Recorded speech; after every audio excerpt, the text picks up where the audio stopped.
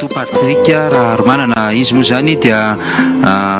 candidat mpifaninana tamin'ireo fifidianana filoham-pirenena farany teo. Miaraba anao Andriamatoa Patrika Raharomanana. Miaraba ihany koa ny Michel Jalbert ary miaraba ny teknisianina sy tsika mpihaino rehetra ny radio Antsiva. Ono Andriamatoa Patrika Raharomanana, raha mijery ny raharaham-pirenena amin'izao fotoana izao tsika, raha mandinika sy mijery tokoa ianao, anisan'ny hoe mpifaninana nanana ny tanjonao sy ny foto-kevitra ny joroanao ianao manahoana ny fomba fijerinao tato anatin'ny herintaona mahery kely izay nitsanganana izany repoblika faefatra izany? Raha hitantsika angamba Michel Jalbert, niniko tena tsy hita mihitsy teo amin'ny hainao manjery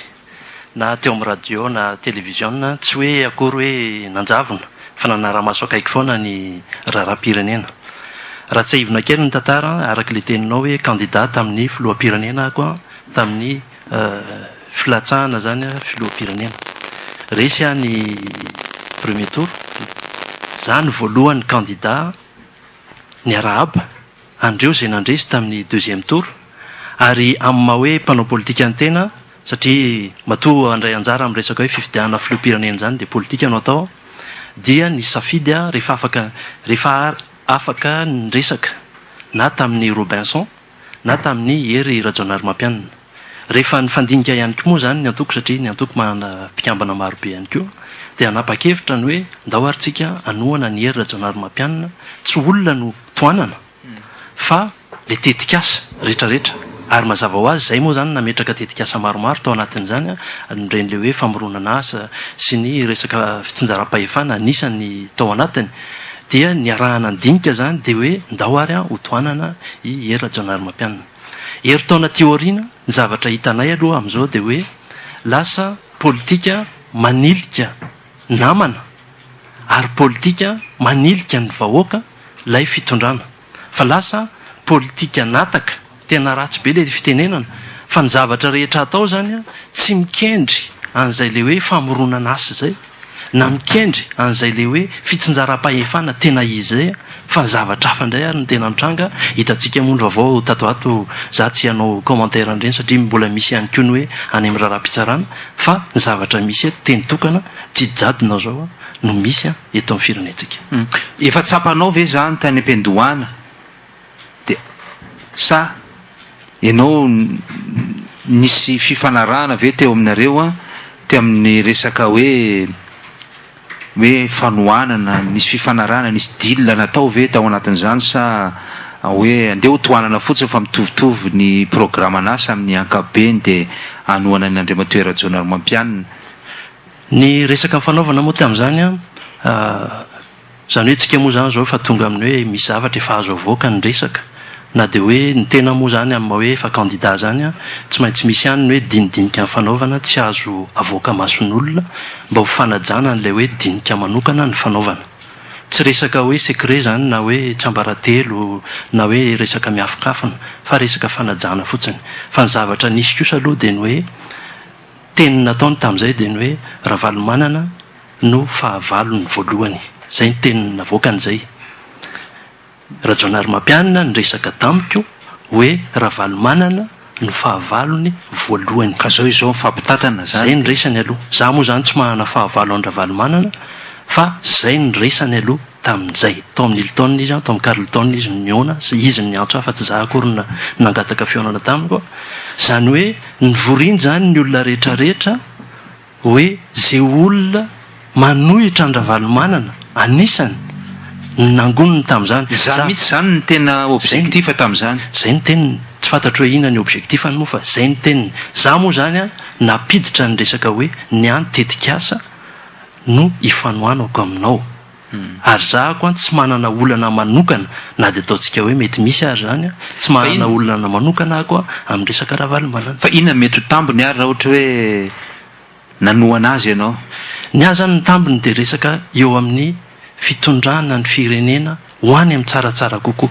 satria ny zavatra ny fanarahanay tamin'izay dia ny hoe anao tetikasa tsika ho famoronana asa. Ny fanarahanay tamin'izay anao tetikasa tsika amin'ny fitsinjaram-pahefana tena izy. Ny zava-misy nefa amin'izao Michel Jalbert, raha hitantsika teo zao ny lalàna zay voatapaky ny député, zay aza dino fa tapaka tsy nisy fanitsinana ny kely aza zany hoe ny fitondram-panjakana zany nanao azy dia jerevo kely eo amin'n'io lalàna io ny fidiram-bola ny commune fa dia misoratra mazava ao ny hoe ray faingo 400 ny fotsiny ny any fanjakana malagasy amin'ny fitrandrahana ny harem-pirenentsika fa ny 7,900 ny faingo enina dia any vahiny dia ahoana moa no anekeko an'izany Michel Dalbert hoe hitrandraka volamena ny vahiny, hitrandraka fasimainty ny vahiny, hitrandraka bois de rose ny vahiny dia ny ray 100 ny fotsiny no any Madagasikara ary soratana ao anatin'ny lalàna. Izay zavatra izay dia efa tsy niekena tamin'ny resaka ohatra hoe Nengerita sy QMM izay efa nisy fifanarahana tamin'ny andro ny Ravalomanana izay zavatra izay hoe ndray 100 ny fotsiny no any fanjakana malagasy dia nitohizana indray mandeha indray izay amin'ity tsy fantatro ireo député ireo na namaky fa misy 590 mipejy tao anatin'izy io ka za dia nahita tsara an'izay zavatra izay. Faharoan'izay Michel Dalbert raha jerenao ny fidiram-bola n'ireo commune dia mazava tsara ny eo fa licence alcool ary ny boîte de nuit ary ny loterie izay ny fidiram-bola zany hoe atosika zany ny malagasy andeha hisotro toka, atosika izy andeha hanao makorela azafady amin'ny fitenenana ary atosika izy andeha hiloka satria raha za zao ny maire lany ny fidiram-bolako dia ny licence d'alcool zany hoe ataoko zany izay isian'ny bara eraky ny tanàna mba hidiran'ny vola atao amin'ny commune. Ny volamena atao amiko ray 100 fotsiny no any fanjakana amin'io ray 100 nio ny 700 nio ray 100 io zay ihany ny commune fa ny 100 amin'le ray 100 no miakatra ny foibe zany hoe tsisy vola iaina n'io commune io. Raha androany zany nanontanianao hoe latsaka mera ve anao raha amin'io lalàna io tsy latsaka mera inona ny dirako amin'io nefa le vola aza tsy hoisy lasa paipaika politika zany le izy rehefa avy eo ohatra fotsiny raisiko Antananarivo rehefa tsy mifanaraka tamin'ny asin'Andriamantsata izy dia io hitantsika io ny fako eraky ny tanety zay foana ve le pratika politika misy zay ny mahatonga hoe amin'izao fotoana izao mitsangana hoe tsy mety intsony ity didy jadona atao eto amin'ny firenena ity ary ny zavatra efa niainana tamin'ny andro Ravalomanana izay nitolomana izay izy ny laza fa io ny nitolomana nefa io indray no averina amin'izao fotoana izao ary mazava nge zao fitondrana ny fitondrana amin'izao dia fitondrana ny Ravalomanana miaraka amin'ny hery Rajaonarimampianina mazava tsara nge zao satria ny olona rehetra nanoana ny hery Rajaonarimampianina ny dakany za moa mahitsy resaka Michel Dalbert tsy tiako miolakolana dia Ravalomanana zany hoe eto amintsika zany amiko zao io coup d'état fandroana io zao nataony Ravalomanana coup d'état nataony tamin'ny 2002 tamin'ny fifidianana le resaka hoe premier tour de vite za moa coordinateur ankono hoe nahafantatra tsara fa 7,100 ny vato ihany no azony Ravalomanana tamin'ny taona 2010 dia nanao coup d'état izy niditra izy aloha amin'le premier tour de vite amin'le premier tour de vite nampiasain'ny HCC tsarotsika tsara angamba le resaka ny FFKM koa nge ny hoe misy an'le fanaraha-maso teo anivon'ny FFKM nilaza fa raky amin'ny 5,100 eny ny FFKM nge fantatritsika foana ny zavatra ataony amintsika miteny zao voaniova ny président ny FFKM tsy resaka fanenjehana olona dia fantatritsika inona ny vokatra ny zavatra mitranga amin'izao zao nge Michel Dalbert nitetika efa mandeha amin'izao ary tsy gaga mihitsy ary nisitaka Andry Rajoelina sy professeur Zafy tokony fantatry ny vahoaka nge ny zavatra misy amin'izao dia manao kajy anovana ny lalam-panorenana ho lasa présidentielle ialana les semi parlementaire zany hoe iova régime présidentielle fort mety ho tsara zany mety ho ratsy fa iova régime tsika zany iny fa nefa miova régime dia mazava ho azy averina daholo zany ny fifidianana rehetra ka ianao milaza hoe fa hitsangana ijoro fa tsy mety tsony zao jadona zao tsy ianao rery ny tena izay fa na tsy mety ara le jadona ary rehefa misy matsapa ihany fa misy jadona tokoa na ny miatra fotsiny ara tamin'ny mpanao gazety inona nefa zany hoe mitsangana mijoro zany Andriamato Patrick Raharomanana anisan'izany zao ny fijoroako eto androany azo mifanjakana atao ngeny hoe misambotra hoe mandaingy ny manao zavatra zany nge fa fijoroany tsy misy tsisy maniry an'izany hoe ho samborony zany mahita reny affaire ny Alain Ramarson reny mahita ny affaire nyreny mpanao gazety ambanana basy mahita nyreny affaire ny mpanao gazety rehefa milaza izy mikasika amin'ny bois de rose dia gadraina izy dia avy eo avototra sinsisa efa fantatra nge androany azao mahazo information be mihitsy mikasika an'ireny hoe samborina kely dia omena sazy roa taona sazy miantona dia ampiasaina ohatr'izay foana zany ny fitsarana. Zany hoe karazana sarimietsika ve zany karazana sarimietsika be dia be na izy ihany mahita zay zavatra tiano atao anatin'le izy fa izy zany tena manao an'le bois de rose nefa zany e hoanareo atoko politika za zany tsy mahafantatra ny hoe iza ny manao an'le izy fa ny ady tsotra ny teniko ary io zavatra io efa nilazaiko foana za anisany hitantsika ihany anga Michel Albert mety mba fantatra ny sasany ihany hoe mihetsiketsika any amin'ny Facebook ihany mety eritreretin'ny olona hoe any amin'ny Facebook moa dia tsisy dikany fa sary za anisany voalohany namoaka sary nylay sambo manao chargement na 20 000 tonnes de bois de rose sary ny navoakako tamindreny misy olona ve ary za efa niteny tamin'izay hoe Andriamatoa filoham-pirenena amintsika amin'ny teny zao ao a Sainte Maria io sambo herinandro aty aoriana izy zay vao mody mandeha any dia hoe nandefasana maramila nandefasana helikoptera nisy fifampitifirana dia tsy hita le sambo zany hoe fihetsiketsehana fotsiny fihetsiketsehana fotsiny ina mety dikan'izany zao aminao amiko zany dia zao fotsiny ange Michel Albert raha resaka hoe bois de rose ndresahany tsika ange mahafantatra tsara fa bois de rose rehetra dia mandeha any Chine fantatra zany inona ny tsy ampanatsoany ny président ny république ny ambassadeur de Chine androany any tsy mila mandefa helikoptera manenjika n'indroplan manenjika ny sambo iny izy androany dia androany any izy miantso ny ambassadeur de Chine hoe raha tsy miverina eto aminay ny sambo iny dia rapitra orinao ny etanao mody ianao azo atao tokoa zany ahoana moa tsy ahafahany manao zany iny sambo iny ange tsy midimiditra fahatany any Chine tena miditra ara-dalàna ane mitape amin'ny Google ane ianao dia hitanao tômôbila vita amin'ny bois de rose Madagascar zay amidy 3 millions de dollars ange ny fandriana anankiray atoriany vita amin'ny bois de rose zany hoe 30 milliards 9 milliards ariary zany ny fandriana anankiray vita amin'ny bois de rose mitape Google anao dia efa hitanao daholo zany zany hoe hitanao zany ny tranombarotra mamarotra ny zavatra io dia ahoana moa tsy ahitany ny fanjakana sinoa andry zavatra izay ka raha ohatra tena hoe vonona marina fanjakana sinoa anampy atsika satria izy nilaza fa izy niaro ny sistantsika ahoana no anakeko hoe ny sinoana ny israeliana niaro ny sistany zany hoe tsy midika hoe ny mamondray no atao mpitatana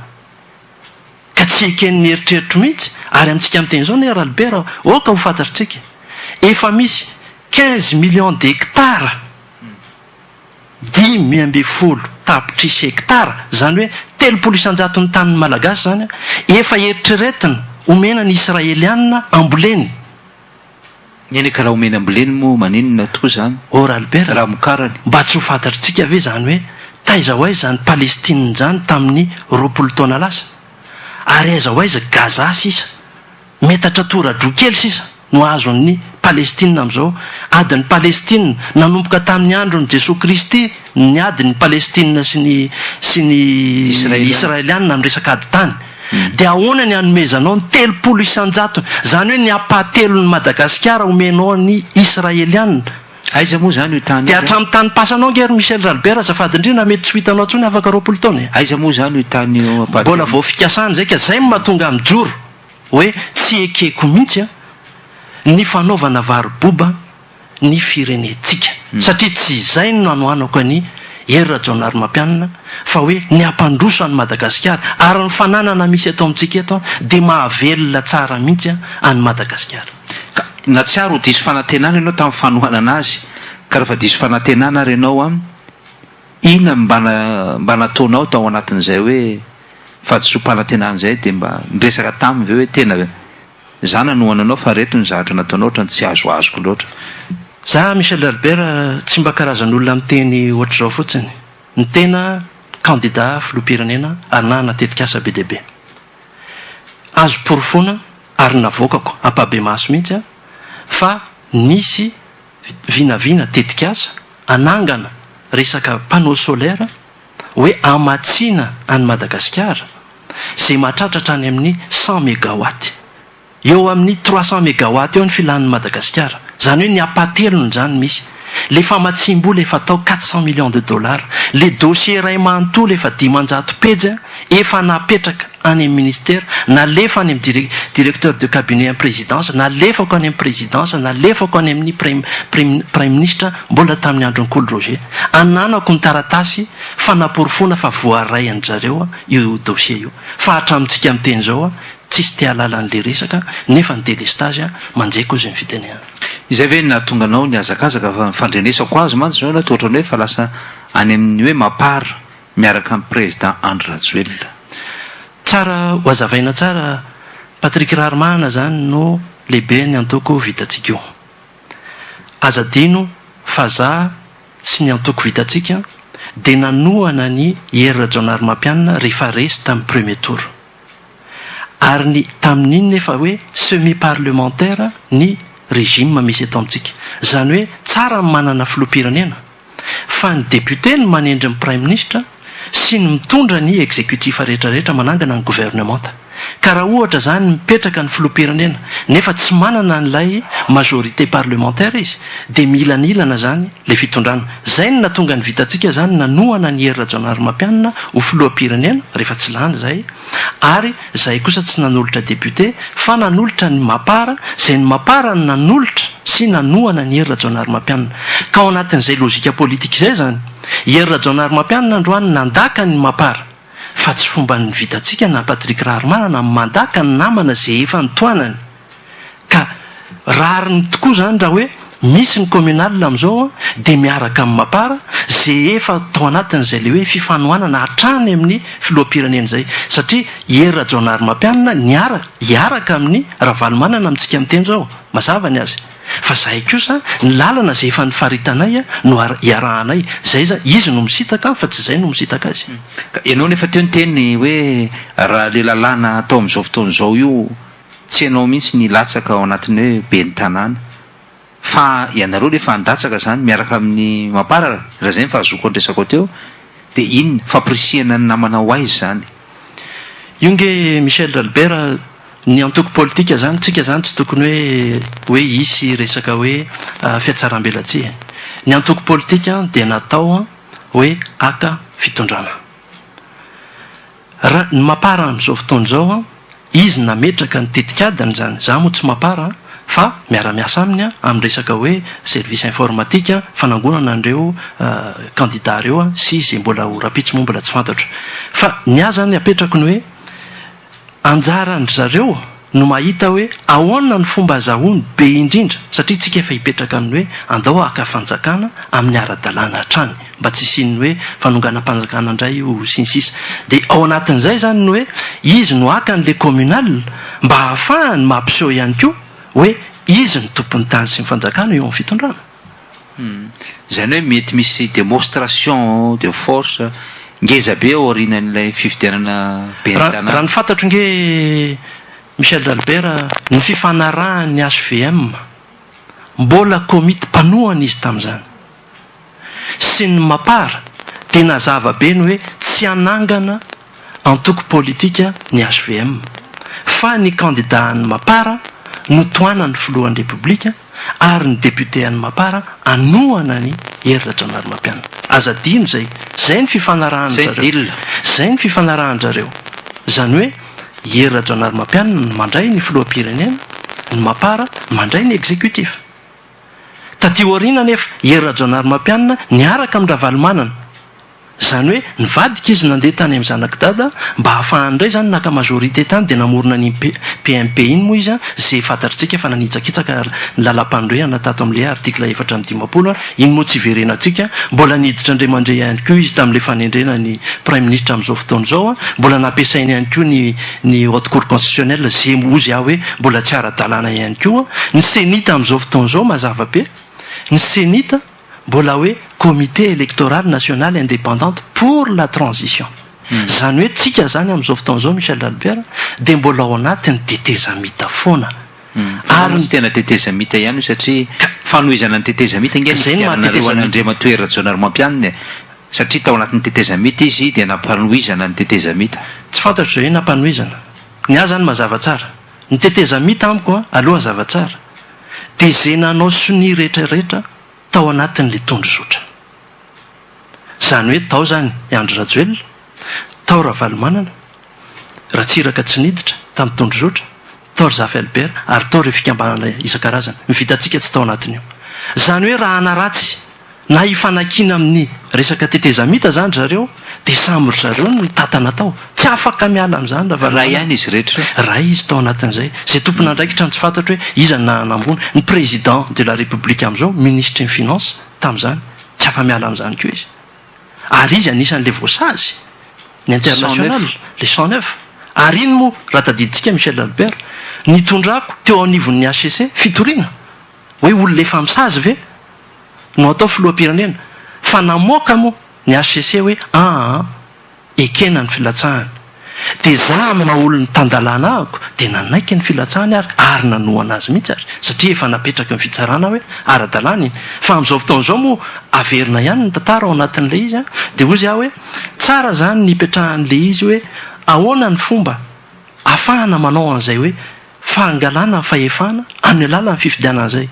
dia eo na miatrahako ny hoe na ny filohan'ny senita amin'izao fotoan'izao ary ane Michel Albert tsy ara-dalàna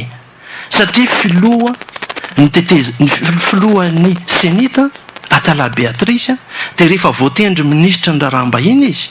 dia tsy maintsy miala izy satria tsy azo atao no sady ministra manao asa hafa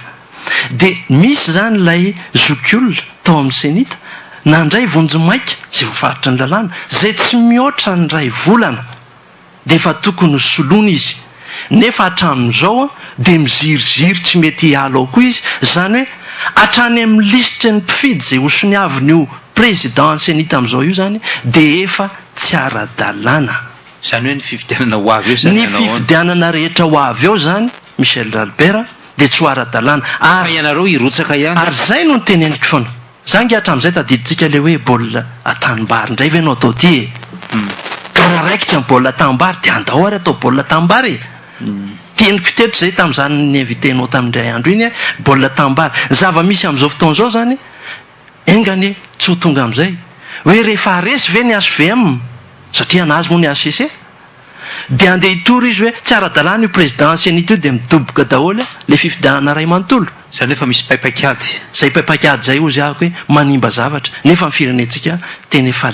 leo tanteraka mihitsy ny vahoaka satria mijaly izy farany Andriamatoa Patrick Raharmanana inona tokoa zany ny vahaolana ary ho an'ilay firenena ny aloha ny vahaolana dia tsotra président Pierre Rajonarymampianina zany amiko marina hoe lany voafidy ara-dalàna izy tamin'ny fifidianana fa anaram-bositra no nentina zany hoe tsy izy amin'ny maizy azy no fidin'ny olona fa mbola nisy le adin'ny Ravalomanana zay nanohana ny Robinson tsy hoe manambany olona ny tena samy candidat fa raha za zao nitohanan'ny Ravalomanana tamin'izany mety nahazo vato mitovy amin'ny Robinson raha za zao koa no nitohanan'ny Andry Rajoelina mety nahazo vato mitovy amin'ny Rajonarymampianina ny tiako lazaina amin'izany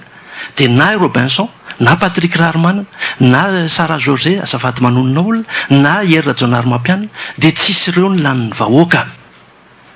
fa tokony mbola hijerena hoe inona ny olana amin'ny Andry Rajoelina sy amin'ny Ravalomanana amiko zany tokony averina fifidianana filoham-pirenena isaoraka ianao Andriamatoa Patrick Raharmanana nitondra zany tintingy zany teto amin'ny radio Antsiva dia isaorana ihany koa Michel Albert sy ny teknisianina ary indrindrandrindra tsika vahoaka PM-ny Antsiva makasitraka tokola makatelina tompoko vavy